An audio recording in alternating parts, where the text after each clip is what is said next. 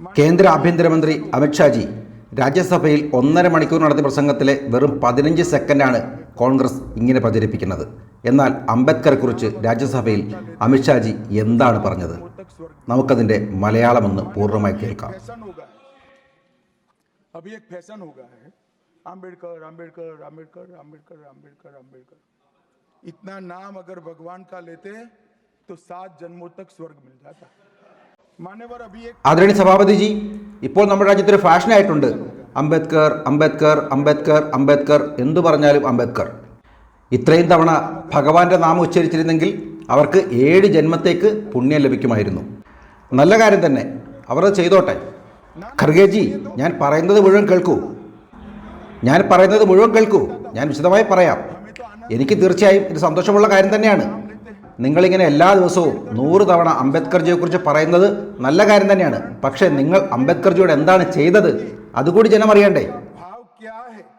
ആദരണീയ സഭാപതിജി, ആദ്യ മന്ത്രിസഭയിൽ നിന്ന് അംബേദ്കർജിക്ക് മന്ത്രിസ്ഥാനം രാജിവെക്കേണ്ടി വന്നത് എന്തുകൊണ്ടാണ്? അദ്ദേഹം രേഖാമൂലം തന്നെ സഭയിൽ പറഞ്ഞിട്ടുണ്ട്, പിന്നോക്ക വിഭാഗത്തിൽപ്പെട്ട ആളുകളോട് ആദ്യത്തെ സർക്കാർ കാണിക്കുന്ന നിരുത്തരവാദിത്തപരമായ സമീപനത്തിൽ അദ്ദേഹം അസന്തുഷ്ടനാണ്. നെഹ്റു സർക്കാരിൻ്റെ വിദേശ നയങ്ങളോട് തനിക്ക് എതിർപ്പുണ്ട്. ആർട്ടിക്കിൾ 370 കാശ്മീരിൻ്റെ മേൽ അടിച്ചേൽപ്പിച്ചതിലും എനിക്ക് എതിർപ്പുണ്ട്. ഇത് അംബേദ്കർജി സഭയിൽ തന്നെ പറഞ്ഞതാണ് നെഹ്റുവിനെതിരെ. പക്ഷേ അപ്പോഴും പലതവണ അദ്ദേഹത്തെ ആശ്വസിപ്പിക്കാൻ ഇവർ ശ്രമിച്ചു. പക്ഷേ അദ്ദേഹത്തിൻ്റെ ന്യായമായ ആവശ്യങ്ങളൊന്നും തന്നെ നെഹ്റു പരിഗണിച്ചില്ല എന്നതുകൊണ്ടാണ് അദ്ദേഹത്തിന് ആ മന്ത്രിസഭയിൽ നിന്ന് രാജിവെക്കേണ്ടി വന്നത്. ആ കാലത്തെ മാധ്യമപ്രവർത്തകനായിരുന്ന BC റോയ് നെഹ്റുവിനൊരു കത്തെഴുതി, അങ്ങയുടെ മന്ത്രിസഭയിൽ നിന്ന് അംബേദ്കർജിയും രാജാജിയും രാജിവെക്കുകയാണെങ്കിൽ എന്തായിരിക്കും താങ്കളുടെ നിലപാടെന്ന്. അതിന് മറുപടിയായി നെഹ്റു അദ്ദേഹത്തിന് നൽകിയത്, രാജാജി രാജിവെക്കുകയാണെങ്കിൽ ചെറിയ ചില പ്രശ്നങ്ങൾ ഉണ്ടാകും, പക്ഷേ അംബേദ്കർജി രാജിവെച്ച് പോയതുകൊണ്ട് ഒരു കുഴപ്പവുമില്ല, നല്ലത് മാത്രമേ ഉള്ളൂ. ഇതാണ് അംബേദ്കറിനെ കുറിച്ച് നെഹ്റു പറഞ്ഞത്. ഇവിടെ ഖാർഗെ ചോദിക്കുന്നുണ്ടായിരുന്നു, അംബേദ്കറിന്റെ പേര് പറയുന്നതിൽ എന്താണ് കുഴപ്പമെന്ന്. പേര് പറയുന്നതിൽ കുഴപ്പമൊന്നുമില്ല, പക്ഷെ അദ്ദേഹത്തോട് ജീവിതം മുഴുവൻ അനീതി കാണിച്ചിട്ട് വോട്ട് ബാങ്കിന് വേണ്ടി അദ്ദേഹത്തിന്റെ പേര് ഉപയോഗിക്കുന്നതിനെയാണ് ഞാൻ എതിർക്കുന്നത്. അതിന് സഭാപതിജി കഴിഞ്ഞില്ല. മുംബൈ മേയർ നെഹ്റുവിനൊരു കത്തെഴുതിയിരുന്നു, അംബേദ്കറുടെ ജന്മസ്ഥാനമായ മെഹുവിൽ അദ്ദേഹത്തിനൊരു സ്മാരകം ഉണ്ടാക്കണമെന്ന്. നെഹ്റുവിന്റെ മറുപടി ഇങ്ങനെയായിരുന്നു, അത് അങ്ങനെ ഒരു സ്മാരകം ഉണ്ടാക്കണമെങ്കിൽ സർക്കാർ ഒരുപാട് പണം ചെലവാക്കേണ്ടതുണ്ട്. സർക്കാർ അങ്ങനെ വ്യക്തികൾക്ക് വേണ്ടി പണം ചെലവഴിക്കുന്നത് നല്ലതല്ല, അത് ഉചിതമല്ല. അതായിരുന്നു നെഹ്റുവിൻ്റെ മറുപടി. പക്ഷേ അതേ നെഹ്റുവും നെഹ്റുവിൻ്റെ തലമുറയും നെഹ്റുവിൻ്റെ പേരിലും അവരുടെ കുടുംബത്തിൻ്റെ പേരിലുമുള്ള ആളുകൾക്ക് വേണ്ടി എത്ര സ്മാരകങ്ങൾ രാജ്യത്തുണ്ടാക്കി. പക്ഷേ അംബേദ്കറിന് വേണ്ടി, അദ്ദേഹത്തിൻ്റെ ഓർമ്മയ്ക്ക് വേണ്ടി ഒരു സ്മാരകം പോലും നെഹ്റുവും ഉണ്ടാക്കിയില്ല. നെഹ്റുവിൻ്റെ പിന്നാലെ വന്ന കോൺഗ്രസിലെ ഒരു പ്രധാനമന്ത്രിയും ചെയ്തില്ല. അംബേദ്കർജിയുടെ സ്മരണാർത്ഥം ഈ രാജ്യത്ത് ആദ്യമായി ഒരു മണ്ഡപം അദ്ദേഹത്തിന് വേണ്ടി മഹുവിൽ ഉണ്ടാക്കിയത് BJP സർക്കാർ അധികാരത്തിൽ വന്നതിന് ശേഷം മാത്രമാണ്. അതുപോലെ തന്നെ അദ്ദേഹം പഠിച്ച ഇംഗ്ലണ്ടിൽ, ലണ്ടനിൽ അദ്ദേഹത്തിന് വേണ്ടി ഒരു സ്മാരകം ഉണ്ടാക്കി. അദ്ദേഹത്തിൻ്റെ കർമ്മമേഖലയായിരുന്ന നാഗ്പൂരിൽ അവിടെയും അംബേദ്കർജിക്ക് വേണ്ടി സ്മാരകമുണ്ടാക്കി. ഡൽഹിയിലും അദ്ദേഹത്തിന് വേണ്ടി സ്മാരകം ഞങ്ങൾ ഉണ്ടാക്കി. ഇപ്പോൾ മുംബൈയിൽ ചൈത്യഭൂമിയിലും അദ്ദേഹത്തിന് വേണ്ടി സ്മാരകം നിർമ്മിച്ചു കൊണ്ടിരിക്കുകയാണ്. അംബേദ്കർജിക്ക് വേണ്ടി ഈ രാജ്യത്തും പുറത്തുമായി പഞ്ചതീർത്ഥങ്ങൾ അദ്ദേഹത്തിൻ്റെ സ്മരണയ്ക്കായി ഉണ്ടാക്കിയത് BJP സർക്കാരാണ്, കോൺഗ്രസ് അല്ല. അതുകൊണ്ടാണ് ഞാൻ ചോദിക്കുന്നത്, നിങ്ങൾക്ക് അംബേദ്കർജിയുടെ പേര് പറഞ്ഞ് വോട്ട് ചോദിക്കാൻ നാണമില്ലേ എന്ന്. ഏപ്രിൽ 14 അദ്ദേഹത്തിൻ്റെ സ്മരണാർത്ഥം രാഷ്ട്രീയ സമരസ്ഥാ ദിവസ് എന്ന് പ്രഖ്യാപിച്ചതും BJP സർക്കാരാണ്. നവംബർ 26 അദ്ദേഹത്തിൻ്റെ ഓർമ്മയ്ക്കായി ഭരണഘടനാ ദിവസം ആചരിച്ചതും BJP സർക്കാരാണ്. അപ്പോഴും അതിനെ എതിർക്കുകയാണ് കോൺഗ്രസിൻ്റെ ഇവിടെ ഇരിക്കുന്ന പ്രധാനപ്പെട്ട നേതാക്കന്മാരെല്ലാം ചെയ്തത്. ആദരണീയ സഭാപതിജി, നമ്മുടെ രാജ്യത്തിൻ്റെ ഭരണഘടന എഴുതി ഉണ്ടാക്കിയതിന് ശേഷം ആദരണീയനായ അംബേദ്കർ ഇങ്ങനൊരു വാക്യം പറഞ്ഞിരുന്നു. ഞാനത് ഇവിടെ പറയാൻ ആഗ്രഹിക്കുന്നു. നമ്മൾ എത്ര മഹത്തായ ഭരണഘടന എഴുതി ഉണ്ടാക്കിയാലും അതിനെയും ചീത്തയാക്കാൻ കഴിയും. എങ്ങനെയാണ്? ആ രാജ്യം ഭരിക്കാൻ ഏൽപ്പിക്കുന്ന ആളുകൾ നല്ലതല്ലെങ്കിൽ, അവരുടെ ഉദ്ദേശശുദ്ധിയും അവരുടെ ലക്ഷ്യവും നല്ലതല്ലെങ്കിൽ എത്ര നല്ല ഭരണഘടന ഉണ്ടെങ്കിലും രാജ്യത്തിന് മുന്നോട്ട് പോകാനാകില്ല. അതുപോലെ തന്നെ ഏതെങ്കിലും ഒരു ഭരണഘടന നമ്മൾ എഴുതി ഉണ്ടാക്കുന്നത് മോശമാണെങ്കിൽ പോലും അത് ഈ രാജ്യത്ത് പ്രയോഗിക്കേണ്ട ഭരണകൂടം നല്ലതാണെങ്കിൽ, അവർക്ക് ജനങ്ങളോട് ഉത്തരവാദിത്ത ബോധമുണ്ടെങ്കിൽ ആ ഭരണഘടനയും നല്ലതായി തന്നെ ഭവിക്കും. ദീർഘദൃഷ്ടിയോടെ അദ്ദേഹം പറഞ്ഞ ഈ 2 കാര്യവും കഴിഞ്ഞ 75 വർഷത്തിൽ ഭാരതം കണ്ടതാണ്, ജനങ്ങൾ കണ്ടതാണ് എങ്ങനെയാണ് ഓരോ സർക്കാരും ഭരണഘടനയെയും രാജ്യത്തെയും സമീപിച്ചതെന്ന്. ആദരണീയ സഭാപതിജി, ഇന്നത്തെ കാലത്ത് ചില നേതാക്കൾക്ക് സംവരണം എന്നത് തെരഞ്ഞെടുപ്പ് ജയിക്കാനുള്ള ഒരു ഫോർമുലയായിട്ടാണ് കാണുന്നത്. സംവരണം സംവരണം സംവരണം ദിവസവും പറഞ്ഞുകൊണ്ടേയിരിക്കുകയാണ്.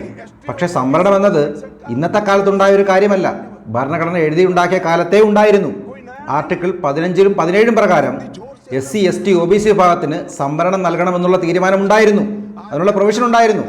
55 വർഷം ഈ രാജ്യം ഭരിച്ച ആളുകൾ ഇപ്പോൾ സംവരണം സംവരണം സംവരണം എന്ന് പറഞ്ഞുകൊണ്ടേയിരിക്കുന്നത്. ആദരണീയ സഭാപതിജി, ഇവരുടെ പറച്ചിലും പ്രവൃത്തിയും രണ്ടും രണ്ടാണ്. നെഹ്റു സർക്കാരിൻ്റെ കാലത്ത് തന്നെ 1955-ൽ OBC വിഭാഗത്തിൽപ്പെട്ട ആളുകൾക്ക് സംവരണം കൊടുക്കുന്നതിന് വേണ്ടി കാക്ക സാഹിബ് കാലേക്കറിൻ്റെ കമ്മീഷനെ നിയമിച്ചിരുന്നു. ആദരണീയ സഭാപതിജി, ഇവരോട് ചോദിക്കൂ അതിൻ്റെ റിപ്പോർട്ട് എവിടെയാണെന്ന്. ഞാൻ മന്ത്രിയായതിനു ശേഷം രാജ്യസഭയുടെയും ലോക്സഭയുടെയും എല്ലാ റെക്കോർഡും പരിശോധിച്ചു. എവിടെയൊന്നും എനിക്കിത് ലഭിച്ചില്ല. ആ റിപ്പോർട്ട് വെളിച്ചം കണ്ടില്ല. എന്തുകൊണ്ട്? ആ റിപ്പോർട്ടിൻ്റെ അടിസ്ഥാനത്തിൽ അന്ന് തന്നെ OBC വിഭാഗത്തിന് സംവരണം ലഭിക്കേണ്ടതായിരുന്നു. പക്ഷേ ആ റിപ്പോർട്ട് ഇവർ പൂഴ്ത്തിവെച്ചു. അപ്പോൾ അത് ലൈബ്രറിയിലുണ്ട് എന്ന് പ്രതിപക്ഷത്തു നിന്ന് ആരോ വിളിച്ചു പറയുന്നുണ്ട്. താങ്കൾ അവിടെ ഇരിക്കൂ, ഞാൻ അതിൻ്റെ രീതി എങ്ങനെയാണെന്ന് വ്യക്തമായി തന്നെ പറഞ്ഞു തരാം. ആദരണീയ സഭാപതിജി, അത്തരത്തിൽ ഏതെങ്കിലും കമ്മീഷൻ റിപ്പോർട്ടുകൾ ഉണ്ടെങ്കിൽ ആ റിപ്പോർട്ട് ആദ്യം മന്ത്രിസഭാ യോഗത്തിൽ വെക്കണം, ക്യാബിനറ്റിൽ വെക്കണമായിരുന്നു. അവർ അത് ചെയ്തില്ല. അതിനുശേഷം ആ റിപ്പോർട്ടിൻ്റെ അടിസ്ഥാനത്തിൽ പഠിച്ചതിന് ശേഷം കൂടുതൽ ചർച്ചയ്ക്ക് വേണ്ടി സഭയിൽ വെക്കണമായിരുന്നു. അതും അവർ ചെയ്തില്ല. ഇവർ പറഞ്ഞത് വളരെ ശരിയാണ്. ഈ സഭയിൽ വെക്കേണ്ടതിന് പകരം അവർ കൊണ്ടുവച്ചത് ലോക്സഭയുടെ ഗ്രന്ഥശാലയിലാണ്, ലൈബ്രറിയിലാണ്. അവിടെയായിരുന്നു അതിൻ്റെ സ്ഥാനം. അവിടെയാണോ അത് വെക്കേണ്ടിയിരുന്നത്? OBC വിഭാഗത്തിന് സംവരണം കൊടുക്കണമെന്നുള്ള അംബേദ്കർജിയുടെ നിർദ്ദേശം, അതിൻ്റെ അടിസ്ഥാനത്തിൽ ഉണ്ടാക്കിയ കമ്മീഷൻ റിപ്പോർട്ട് ഇവർ സഭയിൽ വെക്കുന്നതിന് പകരം, മന്ത്രിസഭാ തീരുമാനമെടുക്കുന്നതിന് പകരം ലൈബ്രറിയിൽ വെച്ച് പൂട്ടുകയാണ് ചെയ്തത്. ആദരണീയ സഭാപതിജി, അന്ന് തന്നെ ഈ കാക്കെ സാഹിബ് കാലേക്കർ റിപ്പോർട്ട് അംഗീകരിച്ചിരുന്നെങ്കിൽ 1980-ൽ OBC വിഭാഗത്തിന് സംവരണം നൽകുന്നതിന് വേണ്ടി പുതിയൊരു മണ്ഡൽ കമ്മീഷൻ ഉണ്ടാക്കേണ്ട ആവശ്യം പോലും ഉണ്ടാകുമായിരുന്നില്ല. മണ്ഡൽ കമ്മീഷൻ ഉണ്ടാക്കാൻ തന്നെ കാരണം 1955-ലെ കാക്കെ സാഹിബ് കാലേക്കറിൻ്റെ റിപ്പോർട്ട് നിങ്ങൾ പൂഴ്ത്തിവെച്ചതുകൊണ്ടാണ്. ആദരണീയ സഭാപതിജി, അതുകൊണ്ടും കഴിഞ്ഞില്ല. 1980-ൽ മണ്ഡൽ കമ്മീഷൻ റിപ്പോർട്ട് വന്നല്ലോ. അതിനുശേഷവും അത് നടപ്പിലാക്കാൻ കോൺഗ്രസിൻ്റെ ഒരു സർക്കാരും തയ്യാറായിരുന്നില്ല. എപ്പോഴാണ് കോൺഗ്രസിൻ്റെ സർക്കാർ ഈ രാജ്യത്ത് നിന്നില്ലാതായത്, അതിനുശേഷമാണ് ഈ മണ്ഡൽ കമ്മീഷൻ റിപ്പോർട്ട് പോലും അംഗീകരിച്ച് OBC വിഭാഗത്തിന് സംവരണം ലഭിച്ചത് 1990-ന് ശേഷം. ആദരണീയ സഭാപതിജി, ഈ മണ്ഡൽ കമ്മീഷൻ റിപ്പോർട്ട് പോലും ലോക്സഭ ചർച്ചയ്ക്കെടുത്ത് നടപ്പിലാക്കാൻ തീരുമാനിച്ച 1990-കളിൽ ഇവരുടെ കോൺഗ്രസിൻ്റെ രാജീവ് ഗാന്ധി ആയിരുന്നു പ്രതിപക്ഷ നേതാവ്. ഞാൻ രാജീവ് ഗാന്ധിയുടെ എല്ലാ ലോക്സഭാ പ്രസംഗങ്ങളും രാജ്യസഭാ പ്രസംഗങ്ങളും പരിശോധിച്ചു. അദ്ദേഹത്തിൻ്റെ ലോക്സഭാ ചരിത്രത്തിലെ, രാജ്യസഭാ ചരിത്രത്തിലെ ഏറ്റവും വലിയ പ്രഭാഷണം ഈ മണ്ഡൽ കമ്മീഷൻ റിപ്പോർട്ടിന് എതിരായിട്ടുള്ളതായിരുന്നു. സംവരണം ഈ രാജ്യത്ത് OBCക്ക് കൊടുക്കരുത് എന്നുള്ള പ്രസംഗമാണ് അദ്ദേഹത്തിൻ്റെ ചരിത്രത്തിലെ ഏറ്റവും വലിയ പ്രസംഗം, രാജീവ് ഗാന്ധിയുടേത്. അദ്ദേഹം പറഞ്ഞത് ഇങ്ങനെയാണ്: പിന്നോക്ക വിഭാഗത്തിൽപ്പെട്ട ആളുകൾക്ക് സംവരണം കൊടുക്കുന്നത് വഴി ഉദ്യോഗസ്ഥ തലത്തിൽ വീഴ്ചയുണ്ടാകുമെന്ന്, അയോഗ്യതയുള്ള നിരവധി ആളുകൾ സർക്കാരിലേക്ക് വരും, അത് സർക്കാരിൻ്റെ പ്രവർത്തനത്തെ ബാധിക്കുമെന്ന്. ഇങ്ങനെയായിരുന്നു സംവരണത്തെക്കുറിച്ച് അവരുടെ നിലപാട്. അതേ ആളുകളാണ് ഇപ്പോൾ സംവരണം സംവരണം സംവരണം എന്ന് പറഞ്ഞ് വോട്ട് ബാങ്കിന് വേണ്ടി നാടകം കളിക്കുന്നത്. രാജീവ് ഗാന്ധിയുടെ പ്രസംഗം ഇപ്പോഴും ലോക്സഭയുടെ റെക്കോർഡിലുണ്ട്. ജയറാം രമേശ് ജി, നിങ്ങൾ ലൈബ്രറിയിൽ പോകുമ്പോൾ അതും കൂടി എടുത്തൊന്ന് വായിക്കണം. അതേസമയം BJP സർക്കാരും നരേന്ദ്രമോദിജിയും എന്താണ് ചെയ്തത്? OBC കമ്മീഷന് ഭരണഘടനാ പദവി നൽകി, ആ സമൂഹത്തിന് ആദരവ് നൽകി. അവർക്ക് അർഹതപ്പെട്ട സംവരണം നൽകുന്നതിൽ യാതൊരു തടസ്സവും ഞങ്ങൾ കാണിച്ചിട്ടില്ല. നെറ്റ് എക്സാമിനാവട്ടെ, നീറ്റ് പരീക്ഷയ്ക്കാവട്ടെ, JEE-ക്കാവട്ടെ, എല്ലാത്തിലും OBC വിഭാഗത്തിന് പുതുതായി സംവരണം ഏർപ്പെടുത്തിയത് മോഡി സർക്കാരിൻ്റെ കാലത്താണ്. അതിന് സഭാപതിജി, ജനങ്ങൾ അറിയണം, ഇതാണ് ഇവരുടെ പാരമ്പര്യം. നെഹ്റു മുതൽ, ഇന്ദിരാജി മുതൽ, രാജീവ്ജി മുതൽ ഇപ്പോഴും ഇവരുടെ തീരുമാനം, ഇവരുടെ ചിന്തകൾ ഇങ്ങനെ തന്നെയാണ്. പക്ഷേ ഇന്നത്തെ കാലത്ത് ഇവരെന്താണ് ചെയ്യുന്നത്? കള്ളം പറയുക, തുടർച്ചയായി കള്ളം പറയുക. ഇപ്പോൾ പറയുന്നത് സംവരണം ഇനിയും വർദ്ധിപ്പിക്കണം, ഞങ്ങൾ അധികാരത്തിൽ കയറിയാൽ സംവരണം ഇനിയും വർദ്ധിപ്പിക്കും, അവർക്ക് കൊടുക്കും, ഇവർക്ക് കൊടുക്കും എന്നൊക്കെയാണ്. പക്ഷേ ഇവരുടെ അടിസ്ഥാന ചിന്താഗതി എന്താണെന്ന് എനിക്ക് വ്യക്തമായി അറിയാം. ആദരണീയ സഭാപതിജി, ഇവരുടെ ചിന്താഗതി എന്നത് 50% മുകളിലേക്ക് സംവരണം വർദ്ധിപ്പിക്കണം. എന്തിനു വേണ്ടി? മതപരമായി അവരുടെ വോട്ട് ബാങ്ക് എന്ന് അവർ വിശ്വസിക്കുന്ന ചില വിഭാഗത്തിന് സംവരണം നൽകുന്നതിന് വേണ്ടി. ഈ രാജ്യത്തെ പിന്നോക്ക വിഭാഗത്തിൽപ്പെട്ട ആളുകളുടെ അവകാശങ്ങൾ കൂടി കവർന്നെടുത്തുകൊണ്ട് അവരുടെ വോട്ട് ബാങ്കിനെ പ്രീണിപ്പെടുത്തുന്നതിന് വേണ്ടി മതപരമായ സംവരണം അതാണ് അവർക്ക് വേണ്ടത്. അതിനു വേണ്ടിയിട്ടാണ് അവർ ഈ നാടകങ്ങൾ കളിക്കുന്നത്. ആദരണീയ സഭാപതിജി, ഭരണഘടന ഉണ്ടാക്കുന്ന സമയത്തുള്ള എല്ലാ സംവാദവും ഭരണഘടനയിലുള്ള എല്ലാ ആർട്ടിക്കിളും വളരെ വ്യക്തമായി തന്നെ പറഞ്ഞിട്ടുണ്ട്, മതപരമായ സംവരണം മതനിരപേക്ഷമായ ഈ രാജ്യത്ത് ഒരിക്കലും ചെയ്യാൻ പാടില്ല എന്ന്. ഭരണഘടനാ സൃഷ്ടാക്കളും വളരെ വ്യക്തമായി തന്നെ ഇത് പറഞ്ഞിട്ടുണ്ട്, ഭരണഘടനയിൽ എഴുതി വെച്ചിട്ടുമുണ്ട്. 2 സംസ്ഥാനത്ത് കോൺഗ്രസ് ഭരിക്കുമ്പോൾ അവിടെ ഈ മതപരമായ സംവരണം അവർ ഏർപ്പെടുത്തി, അതിനുള്ള തീരുമാനം അവർ എടുക്കുകയും ചെയ്തു. പിന്നെ എന്തുണ്ടായി? അതിനെതിരെ ഹർജികൾ പോയി, സുപ്രീം കോടതി ഇടപെട്ട് അത് തടഞ്ഞു. അത് കാരണം അവർക്കത് പിൻവലിക്കേണ്ടി വന്നു. ഇവരുടെ ലക്ഷ്യമെന്നത് OBCക്ക് സംവരണം ഉയർത്തണമെന്നുള്ളതല്ല, 50% സംവരണം എന്നുള്ള പരിധി മറികടന്ന് ഈ മതപരമായ സംവരണം ഏർപ്പെടുത്തി അവരുടെ മുസ്ലിം വോട്ട് ബാങ്ക് സംരക്ഷിക്കണം. ഇത് മാത്രമാണ് അവരുടെ ഉദ്ദേശം. അത് ഞങ്ങൾക്ക് വ്യക്തമായി അറിയാം. പക്ഷേ നിങ്ങളോട് ഞാൻ ആവർത്തിച്ച് പറയാൻ ആഗ്രഹിക്കുന്നു, കേവലം ഒരു MP എങ്കിലും BJPക്ക് വേണ്ടി സംസാരിക്കാൻ രാജ്യസഭയിലും ലോക്സഭയിലും ഉള്ള കാലത്തോളം ഇവിടെ മതപരമായ സംവരണം ഈ രാജ്യത്ത് ഏർപ്പെടുത്താൻ ഞങ്ങൾ ഒരിക്കലും സമ്മതിക്കില്ല. ആദരണീയ സഭാപതിജി, ആർട്ടിക്കിൾ 370 എടുത്തു കളഞ്ഞ 5 വർഷത്തിന് ശേഷവും സഭയിൽ അതിനെക്കുറിച്ച് വീണ്ടും വീണ്ടും പറഞ്ഞുകൊണ്ടേയിരിക്കുകയാണ്. ഞാൻ അതിനെക്കുറിച്ച് കൂടുതലൊന്നും പറയാൻ ആഗ്രഹിക്കുന്നില്ല. എങ്കിലും ചില കാര്യങ്ങൾ പറഞ്ഞു പോകാതിരിക്കാനുമാകില്ല. കാരണം ഇതെല്ലാം ജനം കണ്ടുകൊണ്ടിരിക്കുകയാണല്ലോ, അവർ ഇതൊക്കെ അറിയണമല്ലോ. വളരെ താൽക്കാലികമായ ഒരു അറേഞ്ച്മെൻറ്റ് മാത്രമായിരുന്നു ആർട്ടിക്കിൾ 370. അത് വെച്ചുകൊണ്ട് 70 വർഷം ഈ രാജ്യത്തിൻ്റെ ഐക്യത്തെ ഇല്ലാതാക്കാനാണ് കോൺഗ്രസ് ശ്രമിച്ചുകൊണ്ടേയിരുന്നത്. ആർട്ടിക്കിൾ 370 എടുത്തു കളയണമെങ്കിൽ നെഞ്ചിന് ഇരുമ്പിൻ്റെ ഉറപ്പ് വേണമായിരുന്നു. അതവർക്കുണ്ടായിരുന്നില്ല, ഞങ്ങൾക്കുണ്ടായിരുന്നു. പ്രധാനമന്ത്രി നരേന്ദ്രമോദിജി 2019 ജനങ്ങൾ വീണ്ടും സമ്മതിദാനം നൽകി അധികാരത്തിൽ കയറ്റിയപ്പോൾ ആർട്ടിക്കിൾ 370 എടുത്തു കളഞ്ഞ് പഴങ്കഥയാക്കി മാറ്റി. ആ ഭിത്തി ഉടച്ചു കളഞ്ഞ് ഭാരതത്തെ ഐക്യപ്പെടുത്തി. ഈ സഭയിൽ അന്ന് പലരും പറയുന്നുണ്ടായിരുന്നു, കാശ്മീരിലല്ല രാജ്യമാകെ രക്തപ്പുഴ ഒഴുകുമെന്ന്. രക്തപ്പുഴ വിട്ടുകളയൂ, വെറും ഒരു കത്തിയെടുത്ത് വീശാൻ പോലും ഒരാൾക്കും ധൈര്യമുണ്ടായിരുന്നില്ല. കാരണം ഈ രാജ്യം ഭരിക്കുന്നത് നരേന്ദ്രമോദിയാണ്. ഞങ്ങൾക്കറിയാം എങ്ങനെ നടപ്പിലാക്കണമെന്നും എങ്ങനെ ജനങ്ങളെ വിശ്വാസത്തിലെടുക്കണമെന്നും രാജ്യത്തെ ഐക്യത്തോടെ മുന്നോട്ട് കൊണ്ടുപോകണമെന്നും. അതിന്റെ സഭാപതിജി, ആർട്ടിക്കിൾ 370 എടുത്തു കളഞ്ഞതിന് ശേഷം കാശ്മീരിൽ എന്ത് സംഭവിച്ചു അതും ജനങ്ങൾ അറിയണം. സ്വതന്ത്ര ഭാരതത്തിൽ 70 വർഷത്തിന് ശേഷം ആദ്യമായി തദ്ദേശ തെരഞ്ഞെടുപ്പ് നടന്നു. ജമ്മു കാശ്മീരിൽ 35,000-ഓളം ജനപ്രതിനിധികൾ അവിടെ തിരഞ്ഞെടുക്കപ്പെട്ടു. വർഷം 2,11,00,000 സഞ്ചാരികളാണ് കാശ്മീരിലേക്ക് ടൂറിസ്റ്റുകളെ എത്തുന്നത്. കല്ലെറിയുന്നവരുടെ എണ്ണമുണ്ടല്ലോ വെറും 0 മാറി. കാശ്മീരിലെ തീവ്രവാദ പ്രവർത്തനം 91% ഇല്ലാതാക്കാൻ ഞങ്ങൾക്ക് കഴിഞ്ഞു. 70 വർഷത്തിന് ശേഷം ആദ്യമായി കാശ്മീരിലെ സിനിമാ തിയേറ്ററുകളിൽ രാത്രികാല ഷോകൾ തുടങ്ങി. കാശ്മീരിൽ ജീവിച്ചിരുന്ന പാവപ്പെട്ട പിന്നോക്കവിഭാഗത്തിൽപ്പെട്ട ആളുകൾക്ക് സംവരണം ലഭിക്കാൻ തുടങ്ങി. അവർ ഭാരതത്തിൻ്റെ ഭരണഘടനയുടെ ഭാഗമായി മാറി. കാശ്മീരിലെ എല്ലാ വീടുകളിലും ഭാരതത്തിൻ്റെ സ്വാതന്ത്ര്യദിനത്തോടനുബന്ധിച്ച് ഹർ ഘർ തിരങ്ക ആഘോഷിച്ചു. ശ്രീനഗറിൽ ഫോർമുല 4 കാർ റേസിംഗ് സംഘടിപ്പിച്ചു. ദേശീയപതാക ഉയർത്തിയതിന്റെ പേരിൽ സുഷമാ സ്വരാജിനെ പോലും അറസ്റ്റ് ചെയ്ത ലാൽ ചൗക്കിൽ ഇന്ന് എല്ലാ ദിവസവും എല്ലാ സെക്കൻഡിലും ഏറ്റവും വലിയ ദേശീയപതാക പാറിക്കളിക്കുകയാണ്. ലോകത്തിലെ ഏറ്റവും ഉയരത്തിലുള്ള റെയിൽവേ ആർച്ച് പാലം ചെനാബ് നദിക്ക് കുറുകെ ഉദ്ഘാടനം ചെയ്യാൻ പോവുകയാണ്. രാജ്യത്തെ ഏറ്റവും വലിയ സഞ്ചാരയോഗ്യമായ ടണൽ ഇന്ന് കാശ്മീരിൽ നിർമ്മിച്ച് പൂർത്തിയാക്കിക്കൊണ്ടിരിക്കുകയാണ്. ഇന്ന് കേന്ദ്രഭരണ പ്രദേശങ്ങളുടെ റാങ്കിങ്ങിൽ കാശ്മീർ മറ്റ് കേന്ദ്രഭരണ പ്രദേശങ്ങളെ അപേക്ഷിച്ച് 1ാം സ്ഥാനത്തെത്തിയിരിക്കുന്നു. ഇതെല്ലാം ആർട്ടിക്കിൾ 370 എടുത്ത് കളഞ്ഞതിന് ശേഷം കാശ്മീരിലും കാശ്മീരിലെ ജനങ്ങൾക്കുമുണ്ടായ നേട്ടമാണ്, ഭാരതത്തിനുണ്ടായ നേട്ടമാണ്.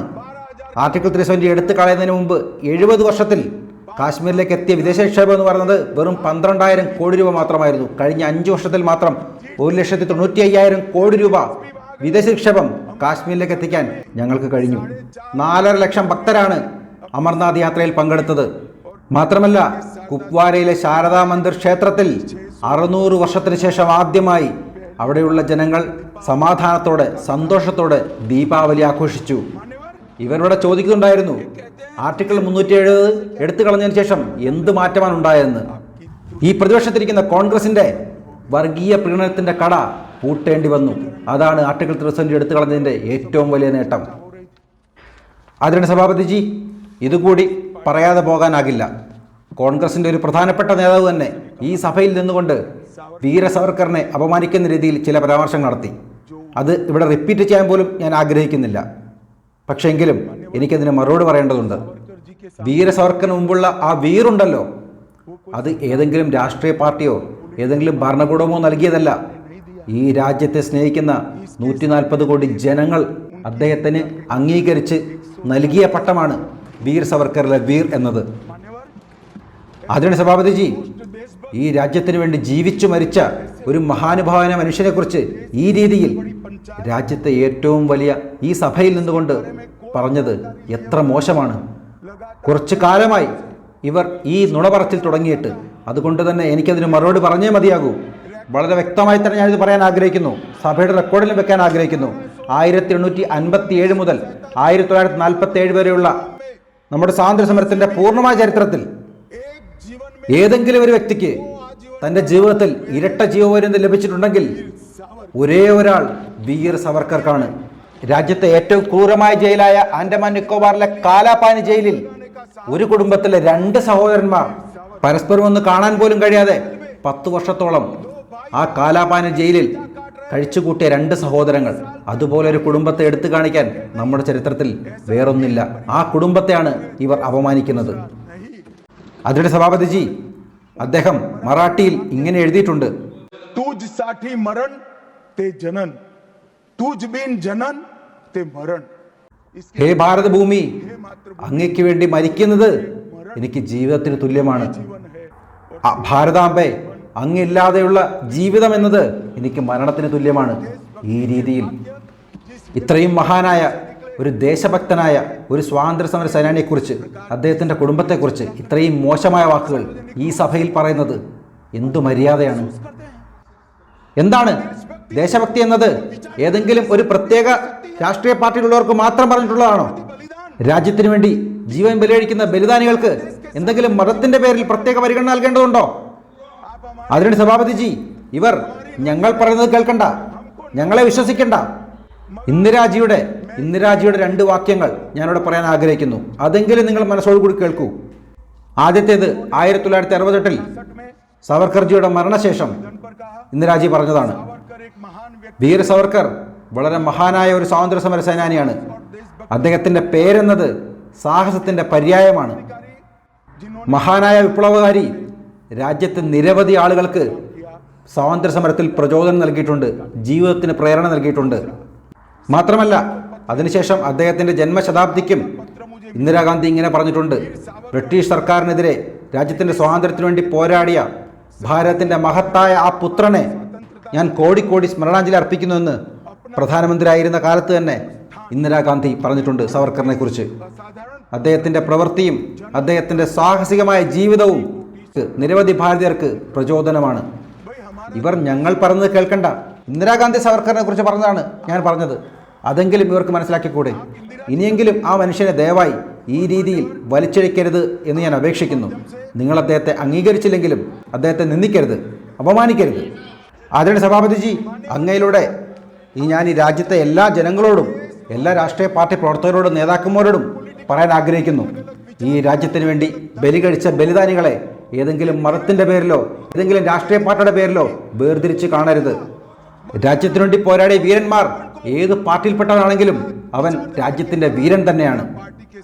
രാജ്യത്തിന് വേണ്ടി ജീവൻ ബലി കഴിച്ചവൻ, ബലിദാനിയായവൻ ഏത് മതത്തിൽപ്പെട്ടവനാണെങ്കിലും അവൻ ഭാരതത്തിൻ്റെ ബലിദാനിയാണ്. അങ്ങനെ തന്നെ കാണണം.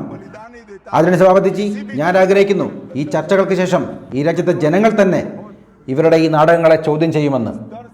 ആദരണീയ സഭാപതിജി, ഭരണഘടനയിൽ ഈ 3 കാര്യങ്ങളില്ല. അതാണ് കോൺഗ്രസിനെ ഏറ്റവും കൂടുതൽ വിഷമിപ്പിക്കുന്നത്. അതെന്തുകൊണ്ടെന്നാൽ ഭാരതം ഒരു ജനാധിപത്യ രാജ്യമാണ്. അതുകൊണ്ട് തന്നെ ഇവിടെ കുടുംബാധിപത്യം അംഗീകരിക്കുന്നില്ല. ഭാരതം ഒരു മതനിരപേക്ഷ രാജ്യമാണ്. അതുകൊണ്ട് തന്നെ വർഗീയ പ്രീണനം ഇവിടെ നടക്കില്ല.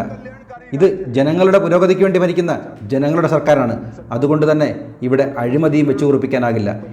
കുടുംബാധിപത്യം, വർഗീയ പ്രീണനം, അഴിമതി, ഇത് 3ഉമില്ലാതെ ഇവർക്ക് ജീവിക്കാനുമാകില്ല. അതുകൊണ്ട് തന്നെയാണ് ഇവർ നമ്മുടെ രാജ്യത്തിൻ്റെ ഭരണഘടനയെ പരിഹസിക്കുന്നത്, നമ്മുടെ രാജ്യത്തിൻ്റെ ഭരണഘടനയെ അപമാനിക്കുന്നത്. ആദരണീയ സഭാപതിജി, എന്നോട് ആരോ പറയുന്നുണ്ടായിരുന്നു മഹാരാഷ്ട്രയിലെയും ഹരിയാനയിലെയും തെരഞ്ഞെടുപ്പ് പരാജയത്തിൽ കോൺഗ്രസ് എന്തോ ആത്മപരിശോധന നടത്താൻ പോവുകയാണെന്ന്.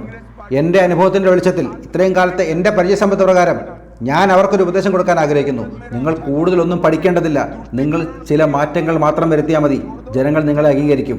നിങ്ങളുടെ ഈ കുടുംബാധിപത്യം, നിങ്ങളുടെ ഈ അഴിമതി, നിങ്ങളുടെ ഈ വർഗീയ പ്രീണനം, ഇത് മൂന്നും അവസാനിപ്പിച്ചാൽ തന്നെ ജനങ്ങൾ നിങ്ങളെ അംഗീകരിക്കും. നിങ്ങൾക്ക് ഒരുപക്ഷെ ജനം ഇനിയും അധികാരത്തിലെത്താൻ സഹായിക്കുകയും ചെയ്യും. പക്ഷേ ഇത് മൂന്നും ഉപേക്ഷിച്ചുകൊണ്ട് നിങ്ങൾക്ക് ജീവിക്കാനേ കഴിയില്ലല്ലോ.